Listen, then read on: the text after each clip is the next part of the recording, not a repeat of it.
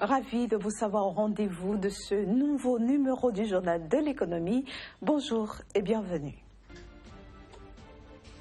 Le budget 2017 de l'État malien s'élève à 3,8 milliards de dollars. Il a été adopté jeudi en Conseil des ministres.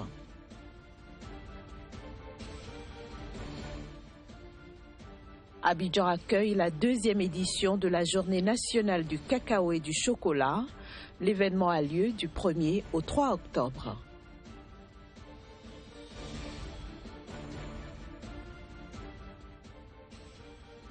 Enfin, l'Afrique du Sud et le Nigeria afficheront une croissance en berne durant l'année 2016 selon la Banque mondiale.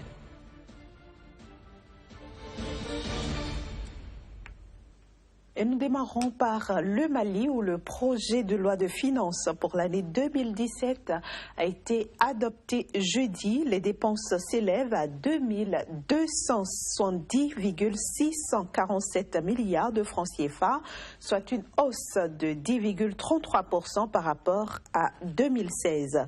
Quant aux recettes, elles sont de 2013,578 milliards de francs CFA, soit une hausse de 11,14% par rapport à 2016. Ce qui revient à dire que le projet de loi de finances qui vient d'être adopté en Conseil des ministres au Mali porte un budget qui ne s'équilibre pas en recettes et en dépenses. Il s'en dégage notamment un déficit prévisionnel de 257,69 milliards de francs CFA. Abidjan, la capitale de la Côte d'Ivoire, sera aussi la capitale mondiale du cacao et du chocolat du 1er au 3 octobre prochain. Ceci dans le cadre de la seconde édition de la Journée nationale du cacao et du chocolat d'une part et de la Journée mondiale du cacao et du chocolat d'autre part. Environ 1000 acteurs des secteurs cacao et chocolat en provenance du monde entier sont attendus à cet événement dont le syndicat du chocolat, une organisation qui regroupe plus de 80 entreprises du secteur du chocolat. Les échanges seront axés sur le thème « Agir ensemble pour relever les défis nouveaux de la filière cacao ». Parlons toujours du cacao ivoirien. Sachez que le gouvernement a relevé de 10% le prix au producteurs, un prix qui passe désormais à 1100 francs CFA le kilogramme pour le compte de la nouvelle campagne qui démarre demain 1er octobre. La décision intervient dans un contexte où la Côte d'Ivoire, premier producteur mondial du cacao, a enregistré une baisse de 12,6% dans sa production lors de la campagne 2015-2016. Les producteurs ivoiriens de cacao percevront 1100 francs CFA pour chaque kilogramme de fèves vendues durant la nouvelle campagne cacaoyère qui débute le 1er octobre, soit une augmentation de 10%, car le prix aux producteurs était précédemment de 1000 francs CFA le kilo. Il s'agit là de la troisième augmentation consécutive. Selon des sources bien informées, ce sont les rumeurs d'instauration d'un prix plus élevé dans le pays voisin, le Ghana, qui ont poussé les autorités ivoiriennes à faire un effort supplémentaire pour éviter que le cacao ivoirien ne traverse la frontière en contrebande. Mais cette hausse va contre l'avis du Conseil Café Cacao, qui aurait recommandé le maintien du prix aux producteurs à son niveau de la campagne 2015-2016. Cette hausse du prix aux producteurs intervient dans un contexte où la production et les exportations de cacao de la Côte d'Ivoire ont baissé lors de la campagne 2015-2016 par rapport à la campagne 2014-2015. La production est donc passée de 1,791 millions de tonnes lors de la campagne 2014-2015 à 1,565 millions de tonnes pour la campagne 2015-2016, soit une baisse de 12,6%. Les exportations, elles, sont passées de 1,622 millions de tonnes à 1,548 millions de tonnes. À en croire le gouvernement, cette baisse est due essentiellement aux perturbations climatiques et notamment à la sécheresse qu'a connue le pays cette année. Améliorer le climat des affaires afin d'attirer beaucoup plus d'investisseurs, telle est désormais la priorité des autorités sénégalaises qui ont entrepris un certain nombre de réformes au Sénégal. Ces réformes mises en œuvre depuis quelques années visent notamment à rendre le pays plus attrayant aux yeux des investisseurs. Depuis 2013, le gain d'attractivité du Sénégal en matière d'affaires continue de grimper. La place du pays dans les récents classements des Doing Business le confirme. Le Sénégal sort de deux performances exceptionnelles, surtout en 2016, où les rapports Doing Business de la Banque mondiale les positionnent parmi les 10 meilleurs pays réformateurs au monde et une 153e place dans les classements sur 189 pays. Il y a des réformes vraiment structurelles sur le cadre juridique. On a eu à changer, à améliorer le code des impôts, le code des douanes, le code des procédures civiles.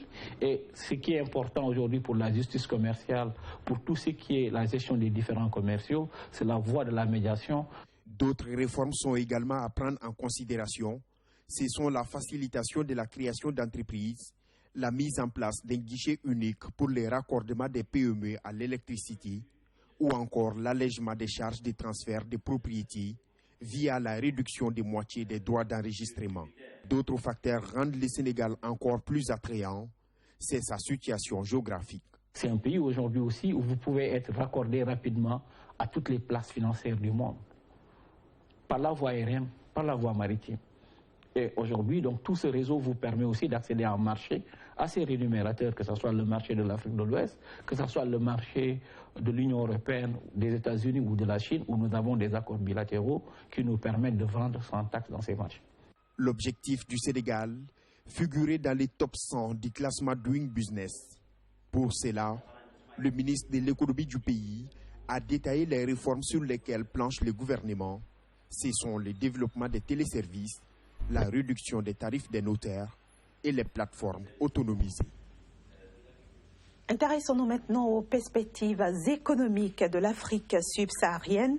Le taux de croissance devrait, d'une manière générale, continuer à baisser à 1,6% en 2016, son plus bas niveau depuis 20 ans, après avoir ralenti de 3% en 2015. Selon la Banque mondiale, ce ralentissement s'explique par les mauvaises situations économiques que traversent les principales économies de la région, que sont l'Afrique du Sud et le Nigeria.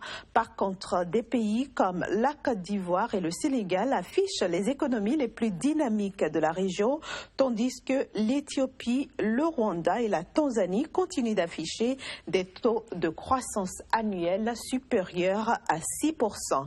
Il faut dire que la croissance du PIB devrait être à 2,9% en 2017 et 3,6% en 2018, avec une légère reprise des prix du pétrole et des matières premières.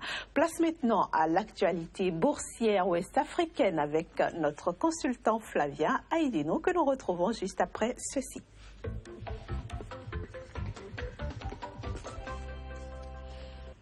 Bienvenue Flavien sur le journal de l'économie. Merci, bonjour.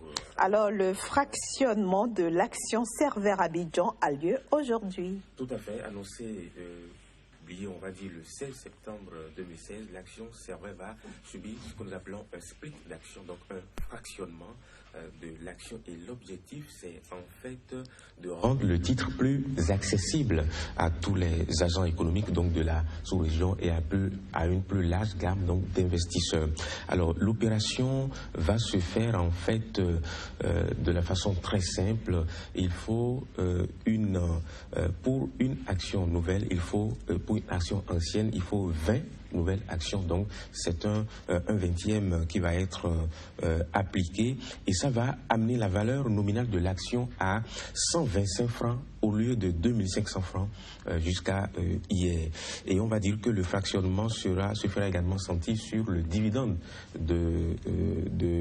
on va dire, des actions avec le coefficient de 1/20 qui sera appliqué au dividende et on va se rendre compte que chaque actionnaire va se retrouver avec un nombre plus important d'actions, mais avec la même valeur puisqu'il n'y a rien fondamentalement qui change. Alors, la direction de l'ONATEL réagit face au mouvement de grève des travailleurs. Nous avons observé depuis le 20 septembre dernier une grève illimitée, donc des mouvements de sit-in qui a été donc mis en place et imposé par le syndicat de l'ONATEL pour des raisons précises. Donc, ils ont appelé cela inaction des dirigeants de l'ONATEL et depuis le 20 septembre, cela perdure. Mais fort heureusement, dans la semaine, il y a eu une réaction de la direction de l'entreprise qui a dit que le dialogue va se renouer à une seule condition, que les sittings cessent pour que, eh bien, il puisse y avoir des échanges dans un climat serein, mais de confiance et de respect mutuel. Mais on va dire que ces mouvements ne seront pas sans conséquences si cela continue, puisque c'est l'action de la société est cotée en bourse et ça pourrait être, si la direction ne réagissait pas, les prémices d'un mouvement de paralysie totale et qui pourrait avoir des répercussions sur le cours de l'action en bourse. Mais fort heureusement, jusqu'à maintenant, il n'y a pas encore de répercussions majeures sur le cours du titre. On attend de voir comment ça va se dénouer, cette situation. En tout cas, du côté de la BOA Mali, on note aussi que le cours de l'action va reprendre plus tôt. On attendait des déclarations à l'occasion de l'Assemblée générale, mais le communiqué final n'indique pas grand-chose sur la crise qu'il y a eu au travers donc de cette situation de détournement de 20 milliards dans cette société. Le directoire s'est concentré sur les résultats du premier semestre de l'exercice 2016. Et nous, cet exercice, ces résultats, ces chiffres confirment la bonne santé de l'entreprise. Et je peux donner comme exemple qu'il y a une hausse de 23% sur le résultat net au niveau donc du premier semestre de cette année par rapport à la même période de l'année dernière, et quelques autres chiffres qui confortent en fait les investisseurs dans le choix de ne pas céder à la panique suite à l'annonce du détournement de 20 milliards de francs sur cette société. Mais on a observé que l'action de la BOA Mali a plombé la semaine dernière, mais cette semaine, l'action a repris du poil de la bête. Et hier, à la clôture, lorsqu'on fait le point, on est à une hausse de 6,29% sur le cours du titre. Et nous avons déjà dit ici sur le plateau que cette situation n'impacte pas les fondamentaux de l'entreprise, mais que c'est une... Qu'il fallait acheter. Qu'il fallait acheter pendant que c'est bas. Ceux qui ont pu profiter, ils ont fait une bonne affaire puisque le cours a continué par remonter. Donc, la société fondamentale